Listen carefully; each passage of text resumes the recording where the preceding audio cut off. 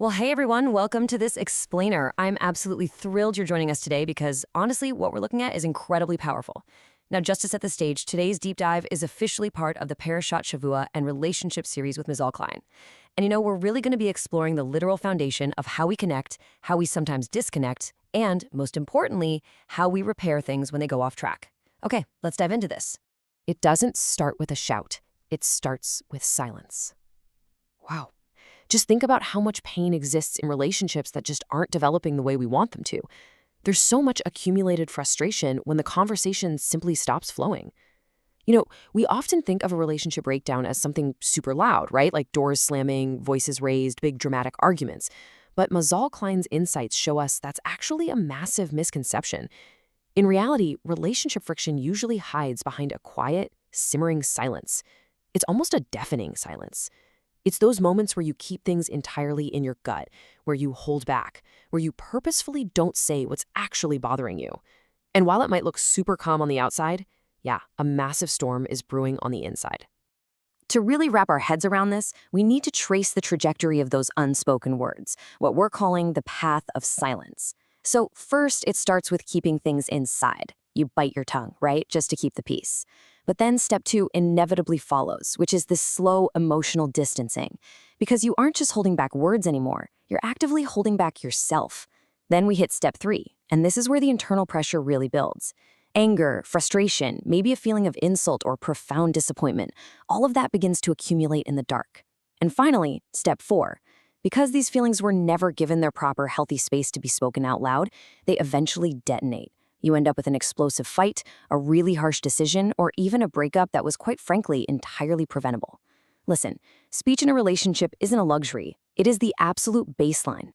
But, and this is a big one, not all speech actually brings people closer. There is a stark, absolute difference between toxic talk and clean talk.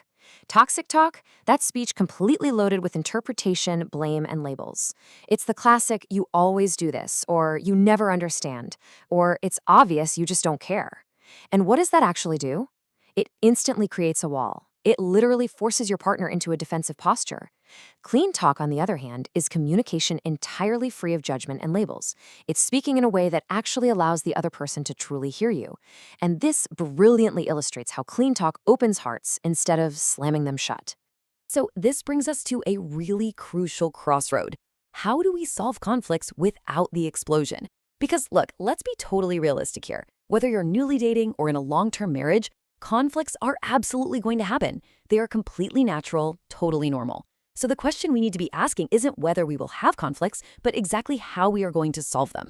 We desperately need a better way to navigate our differences without relying on that toxic talk that pushes us apart, and obviously without defaulting to that silence that just slowly ruins the foundation. Well, the answer lies in a fascinating framework straight from Ms. Klein's relationship clinic. Let me introduce you to the Tirza model.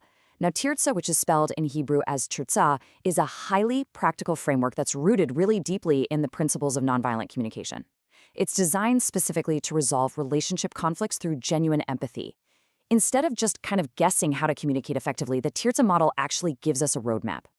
It takes all the guesswork right out of difficult conversations and replaces it with a real step-by-step strategy for connection.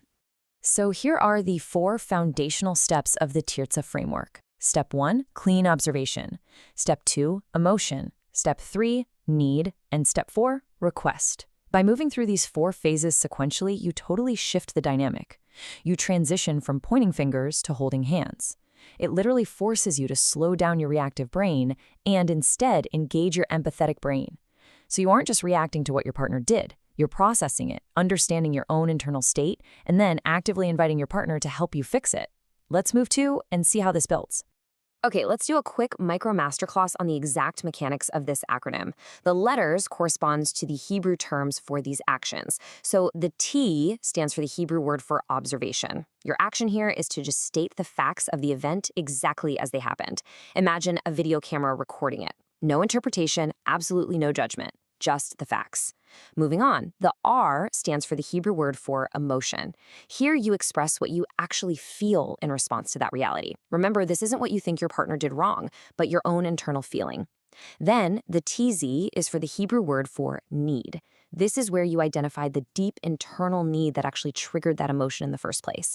And finally, the H stands for the Hebrew word for request. This is where you outline a practical, actionable thing you are asking for to make your lives together better. When we practice this specific language, we stop blaming and we finally start building. And when you utilize the Tirza framework effectively, you arrive at this just beautiful realization. Picture this. You have partner A's needs on one side and partner B's needs on the other. Now, we so often feel like our needs are locked in this zero-sum collision, right? Like, if you get what you need, I automatically lose out on what I need. But guess what? That's a total illusion.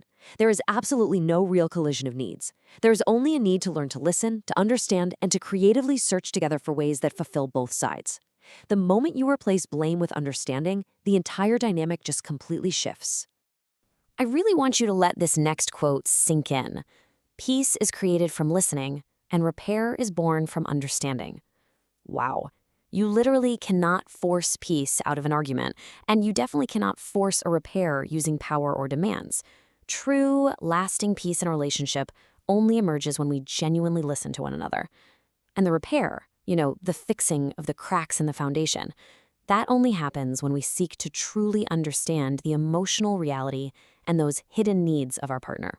So if you want to transform your relationship, avoid unnecessary deterioration, and learn how to practically implement these tools of constructive communication, you are warmly invited to take the next step. You are invited to contact Mazal Klein, a coach for marriage and happy relationships who accompanies couples for closer communication, at the cell phone number 052-328-6037. Again, that's 052-328-6037. As we wrap up this explainer, I want to leave you with one final vital question. Will you let silence build walls, or will you use your words to build a bridge today? Thank you so much for joining me, and I'll catch you next time.